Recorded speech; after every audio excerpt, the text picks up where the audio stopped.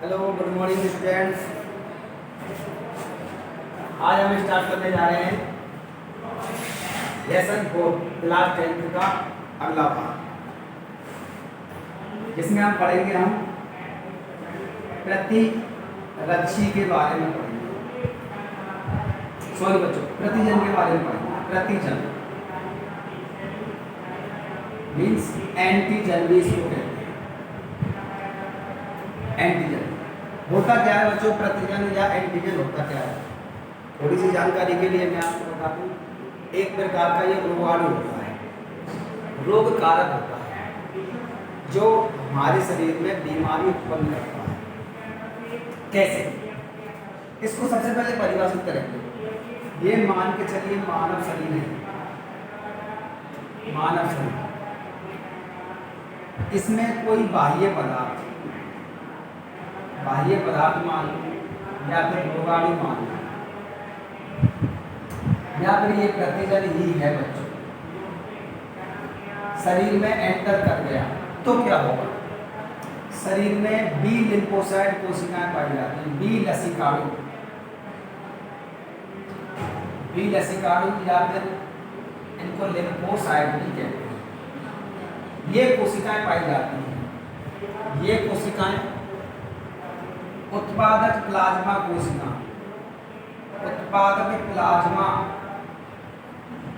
कोशिकाओं में रूपांतरित हो जाते हैं। जैसे ही ये बाह्य पदार्थ या रोगाणु या प्रतिजन शरीर में एंटर करता है तो बी लसिकाणु कोशिकाओं को ये उत्पादक प्लाज्मा कोशिकाओं को बदलने पर बाधित कर देता है और उत्पादक प्लाज्मा कोशिकाओं को प्रतिरक्षी निर्माण के लिए प्रेरित करता है। क्या करता है? प्रतिरक्षी निर्माण के लिए प्रेरित करता है। प्रतिरक्षी निर्माण के लिए क्या करता है? प्रेरित करता है। तो हम ये कह सकते हैं कि प्रतिजन हमारे शरीर में एंटर किया तो लसिकाणु जो कोशिकाएं उत्पादक प्लाज्मा कोशिकाओं में चेंज हो जाती हैं और किसका निर्माण करती हैं? प्रतिरक्षियों का निर्माण करती हैं। प्रतिरक्षियों का निर्माण कब हुआ? इस प्रतिजन के शरीर में प्रवेश होने के बाद तभी तो इन कोशिकाओं में परिवर्तन आए, लसिकाणु कोशिकाओं में। तो हम ये कह सकते हैं कि प्रतिजन वह भारी पदार्थ या रोगाणु है जिसके शरीर में प्रवेश करने के पश्चात बी लसिकाणु कोशिकाएं उत्पादक प्लाज्मा कोशिकाओं में चेंज हो जाती हैं और किसका निर्माण करती हैं? प्रतिरक्षी का निर्माण करती हैं। उस बाह्य पदार्थ या रोगाणु को क्या कहते हैं? प्रतिजन कहते हैं। अगली प्रतिजन बच्चों एक प्रकार का प्रोटीन होता है, ठीक है ना? इसका आणविक भार 6000 डाल्टन होता है। इस प्रतिजन का आणविक भार बच्चों कितना होता है? 6000 डाल्टन होता है। एक प्रकार का ये प्रोटीन है, ठीक है ना? नेक्स्ट बात, पैराटॉप की बात करते हैं। किसकी बात करते हैं बच्चों? पैराटॉप। पैराटॉप क्या होता है? पैराटॉप की बच्चों पैराटॉप को होता है प्रतिरक्षी। एपिटॉप की बात करते हैं। एपिटॉप इसको हिंदी में कहते हैं एंटीजनी निर्धारक। एंटीजनी निर्धारक देखो, एंटीजनी निर्धारक या एपिटॉप क्या होता है? एक बात और आपको विशेष ध्यान में रखनी है, प्रतिजन और प्रतिरक्षी आपस में क्रिया करते हैं, आपस में अभिक्रिया करते हैं। प्रतिरक्षी क्या करता है? प्रतिजन को नष्ट कर देता है, जैसे मैंने लास्ट वीडियो में आपको बताया। प्रतिजन क्या करता है? प्रतिरक्षी को समाप्त कर देता है, नष्ट कर देता है, ठीक है ना? अच्छा, ये मान के चलिए प्रतिजन है और ये प्रतिरक्षी है, ये आपस में क्रिया करेंगे। ये प्रतिजन है और ये प्रतिरक्षी है, ये आपस में अभिक्रिया करेंगे, मीन्स आपस में एक दूसरे के पास पड़ जाएंगे। इन्होंने ये आपस में एक दूसरे के पास आ गए। जो प्रतिजन है वो प्रतिरक्षी से संपूर्ण और उग्र रूप में क्रिया नहीं करता। प्रतिजन के कुछ अंश ही, देखो ये वाले अंश, प्रतिजन के कुछ अंश ही प्रतिरक्षी के साथ जुड़ते हैं। इन अंशों को ही अपन क्या कहते हैं बच्चों? इन अंशों को ही अपन एपिटॉप के नाम से जाना जाता है। तो हम परिभाषा लिख सकते हैं। कैसे परिभाषा लिख सकते हैं बच्चों कि प्रतिजन जो होता है संपूर्ण अणु के रूप में प्रतिरक्षी से क्रिया नहीं करता, वर्णन या इसके कुछ अंश ही प्रतिरक्षी से अभिक्रिया करते हैं या जोड़ते हैं। उनको अपन क्या कहते हैं? एपिटोप या एंटीजेनिक निर्धारक कहते हैं। अब इसकी डेफिनेशन लिखिए, सभी लिखें बच्चों, सभी लिखें। प्रतिजन वह बाहरी रोगाणु या पदार्थ है, प्रतिजन वह बाहरी रोगाणु या पदार्थ है जो शरीर में प्रविष्ट होने के पश्चात, शरीर में प्रविष्ट मतलब प्रवेश करना, होने के पश्चात, शरीर में प्रविष्ट होने के पश्चात क्या करता है बच्चों? ये बिलसिकाणु कोशिकाओं को, बिलसिकाणु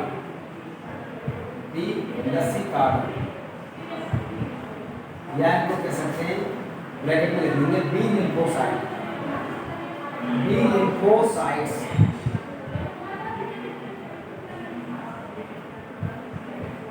कोशिकाओं को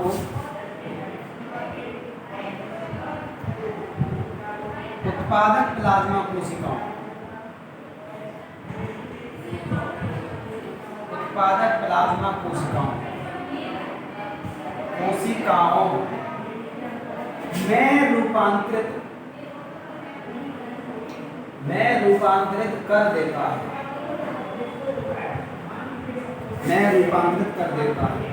और प्रतिरक्षी निर्माण के लिए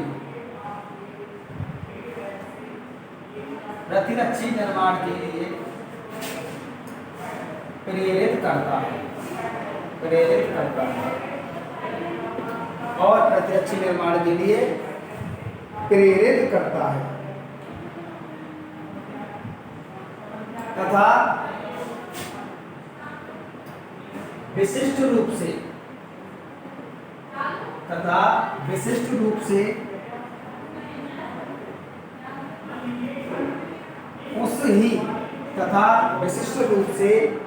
उस ही प्रतिरक्षी से अभिक्रिया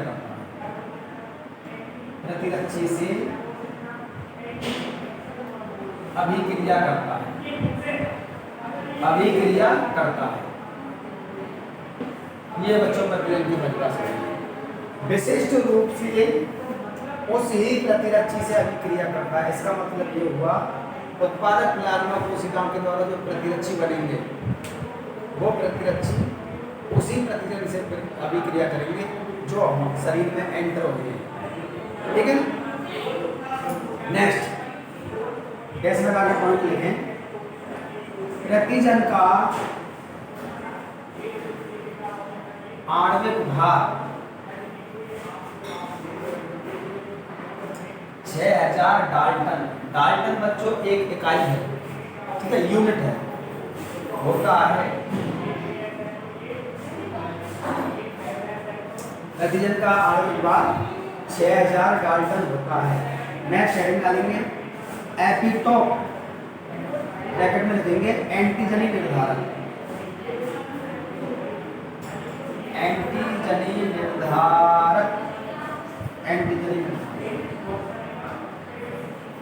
एंटीजनी निर्धारक को कैसे परिभाषित करेंगे बच्चों? एंटीजन संपूर्ण अणु के रूप में, ठीक है,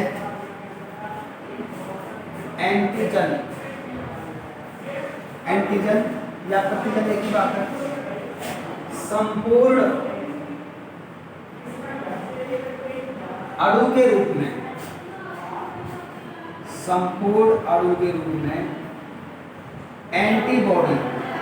एंटीबॉडी कहते हैं बच्चों प्रतिरक्षी, ब्रैकेट में लिखेंगे प्रतिरक्षी, एंटीबॉडी से अभिक्रिया नहीं करता है,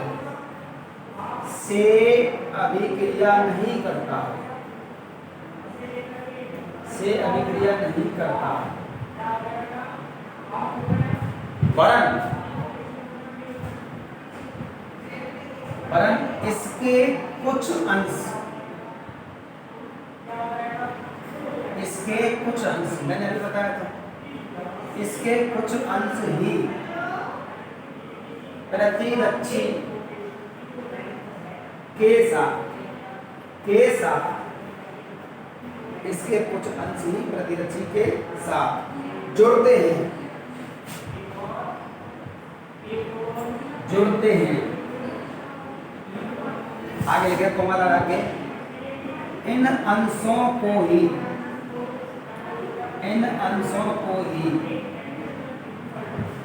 एपिटोप कहा जाता है।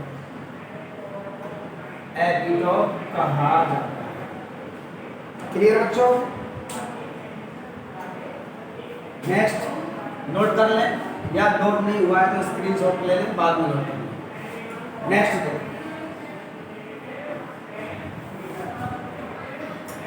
नेक्स्ट देखो ध्यान से,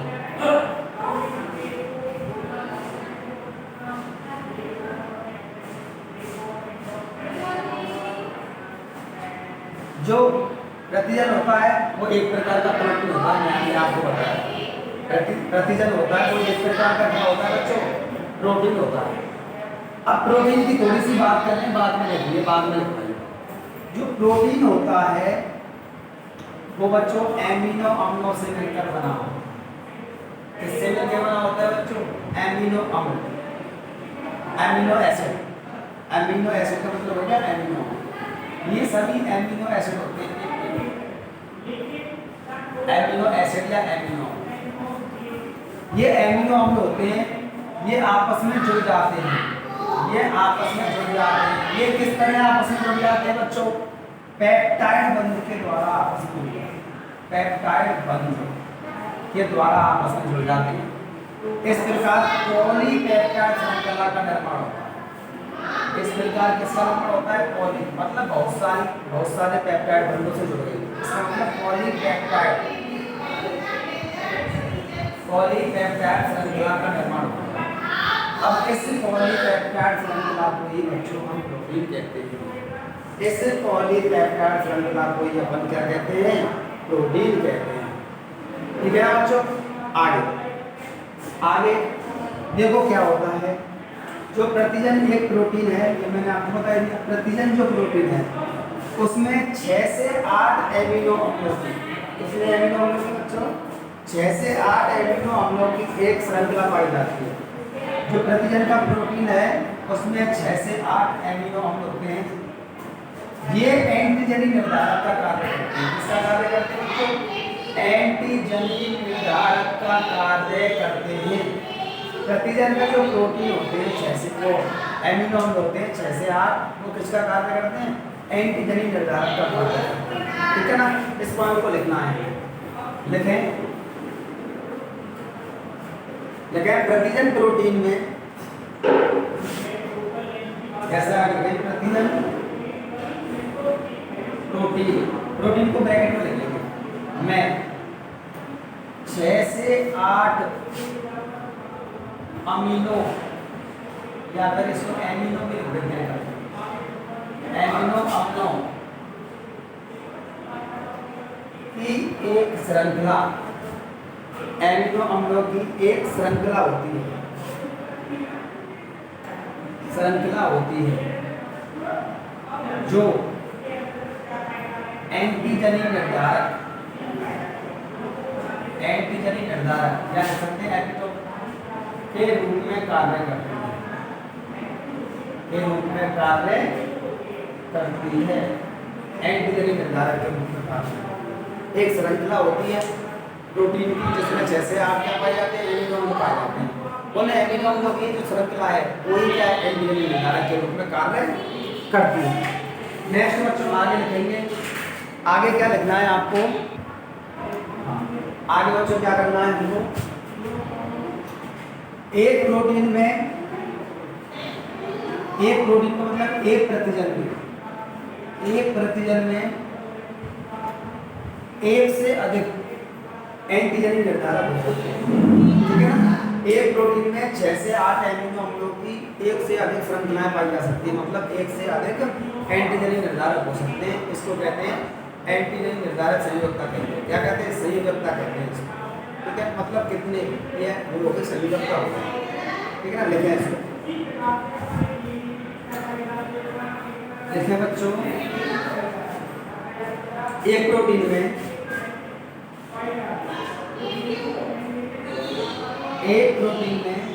एक से अधिक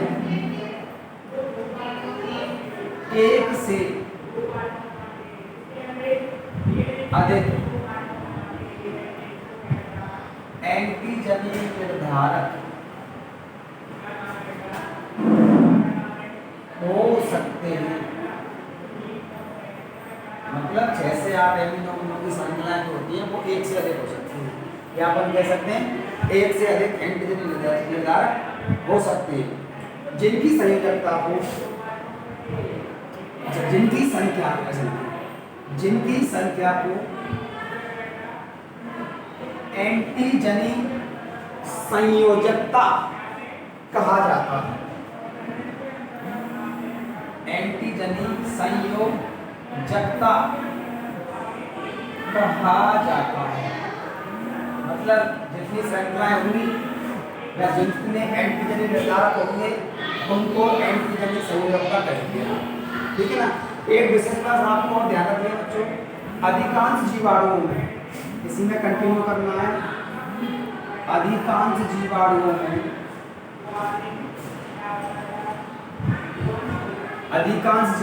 में एंटीजनी संयोजकता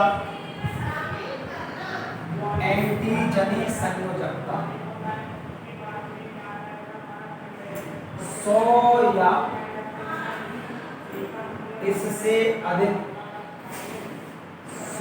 या इससे अधिक हो सकती है, मतलब अधिकांश जीवाणुओं में जो एंटीजनी निर्धारकों की जो संख्या है वो 100 से अधिक हो सकती है।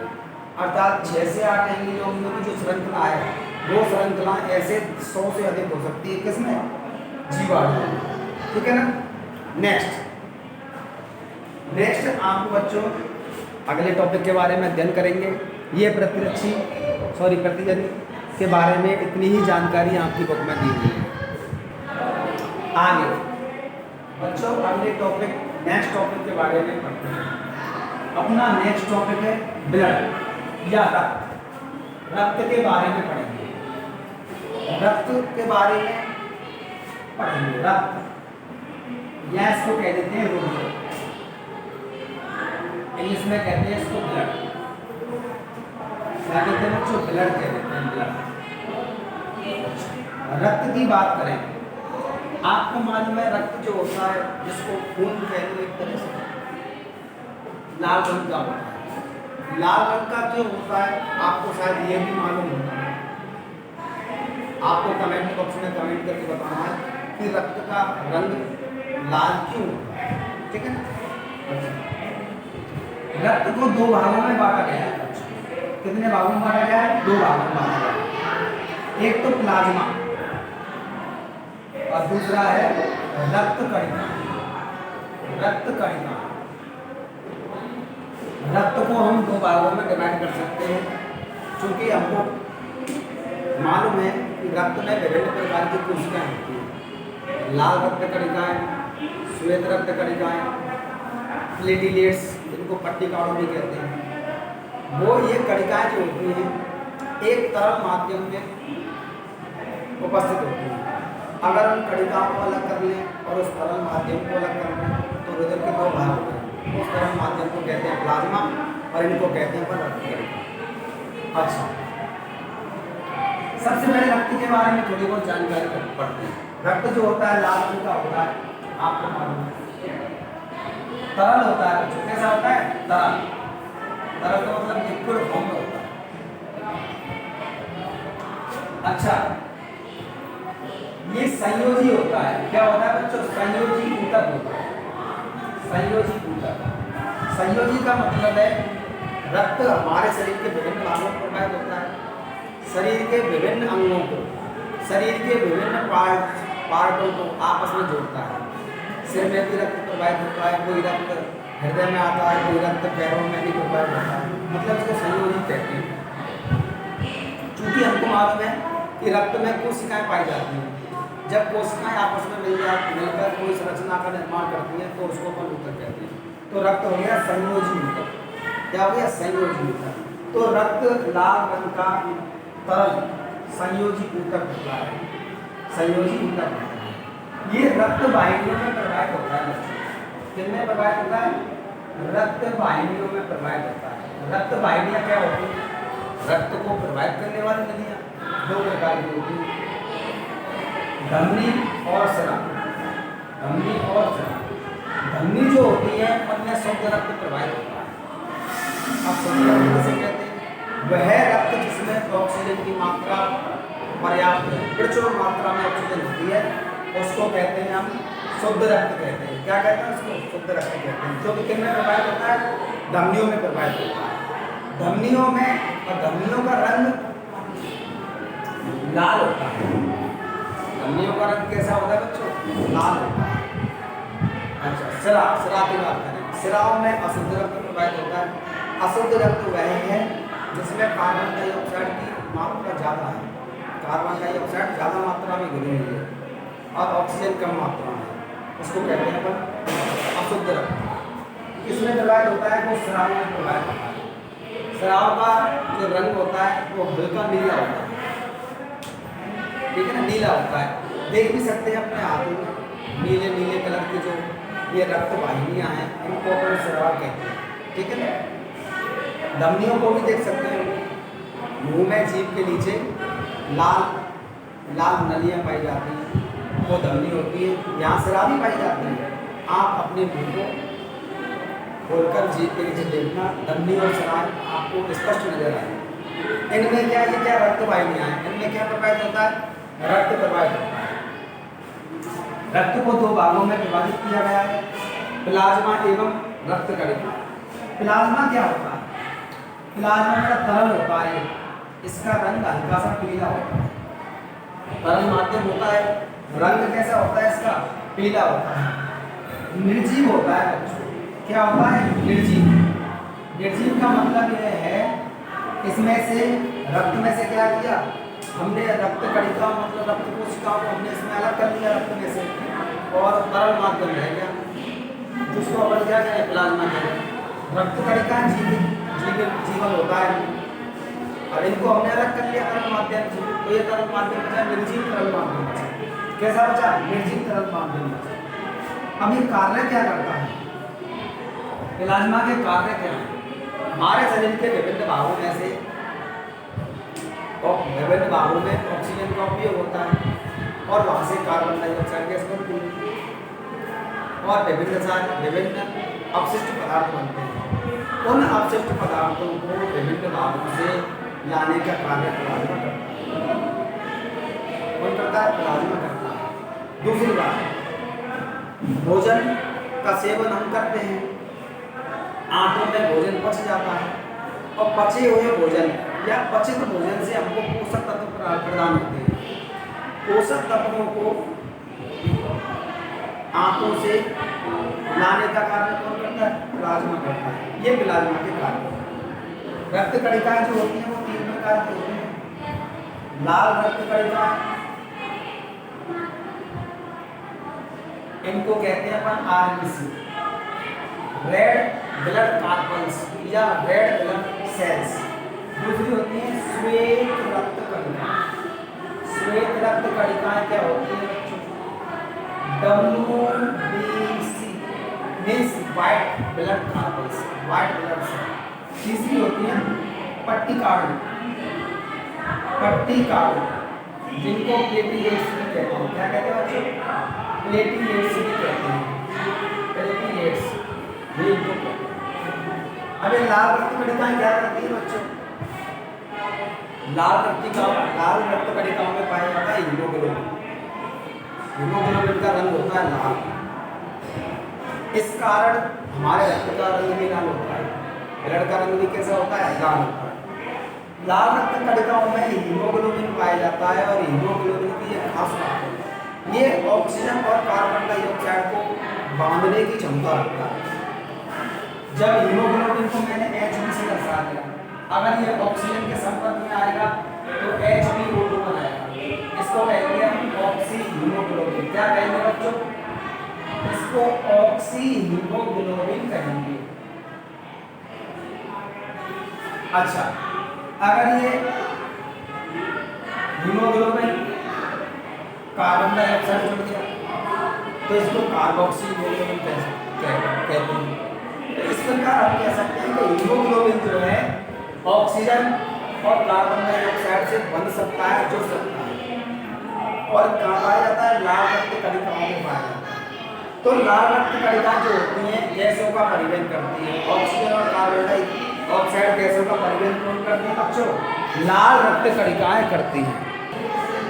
हाँ, WBC के बारे में, WBC श्वेत रक्त कणिका, ये बच्चों क्या करती हैं?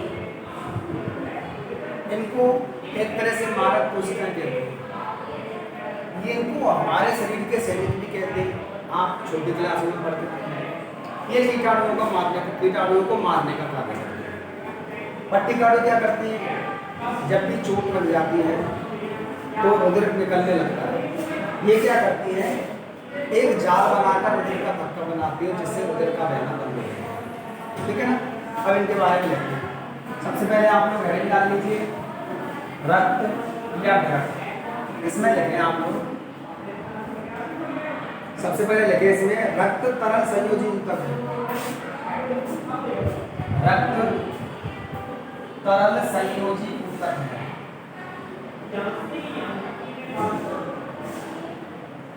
जो शरीर में उपस्थित रक्त वाहिनियों में प्रवाहित होता है। रक्त वाहिनियों में प्रवाहित होता है। रक्त वाहिनियों में प्रवाहित होता है। यह गाढ़ा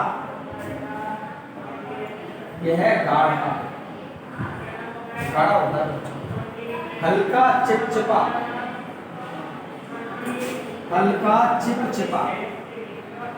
यह गाढ़ा हल्का चिपचिपा लाल रंग का होता है। लाल रंग का होता है।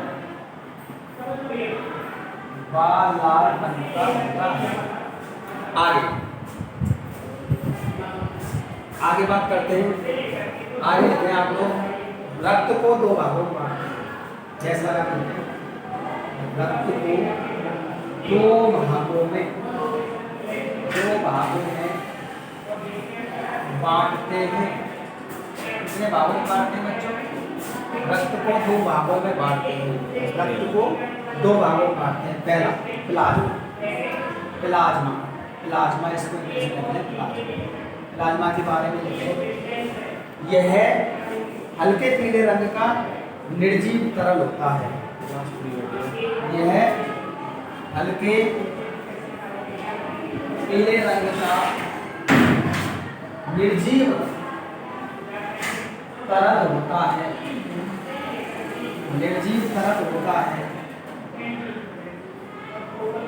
यह हल्के पीले रंग का निर्जीव तरल होता है तथा आंतों से अवशोषित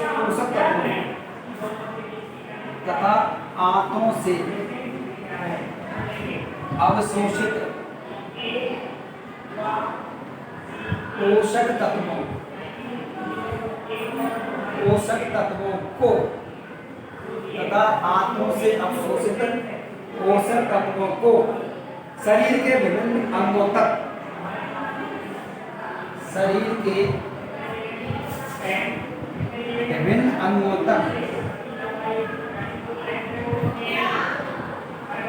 पहुंचाने का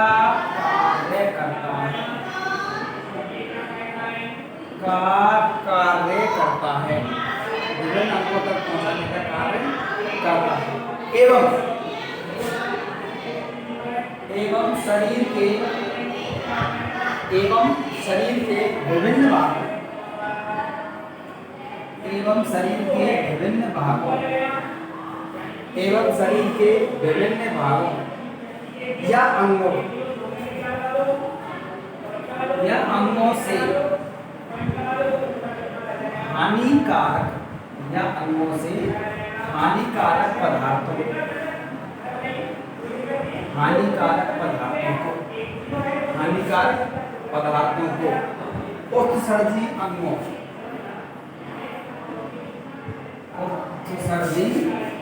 अंगों तक लाने का कार्य करता है। इतनी बात तो समझ में आ गई। स्क्रीनशॉट लें और फटाफट इसको नोट करें। नंबर 2 हेडिंग आ रहे हैं इसमें, रक्त कणिकाएं।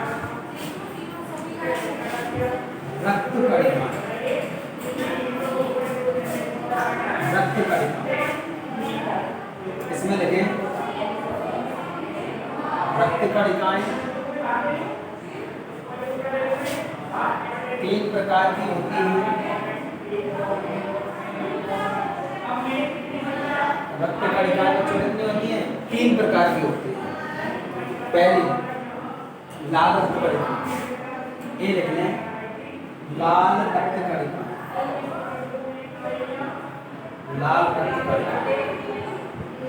RBC रेड ब्लड कॉर्पल्स या सेल। इनका कार्य क्या होता है? CO2 तथा O2 कार्बन डाइऑक्साइड तथा ऑक्सीजन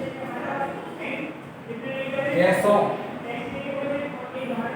का परिवहन करती है।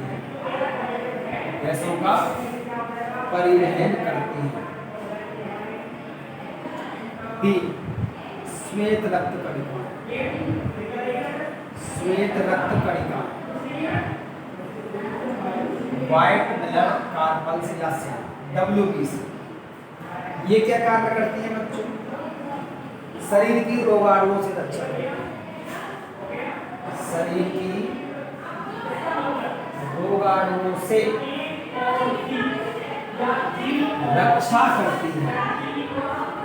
रक्षा करती है। शरीर की रोगाणुओं से रक्षा करती है।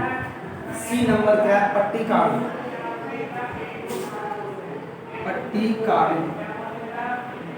इनको बिम्बाणु भी कह लो, एक ही बात। इंग्लिश में कहते हैं प्लेटलेट्स।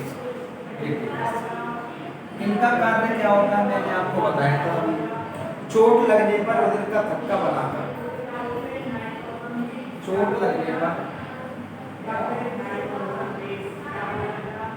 रुधिर का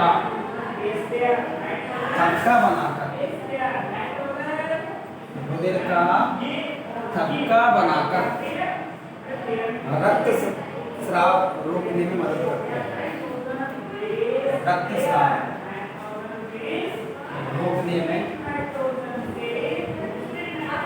मदद करते हैं। मदद करती है। ये इनके कार्य। तो बच्चों आप लोग इसको नोट करें, समझें। अगर कोई समस्या आए तो मुझको कमेंट बॉक्स में कमेंट करके बताएं। नेक्स्ट वीडियो में आगे लेसन 4 के बारे में चर्चा करेंगे। Thank you.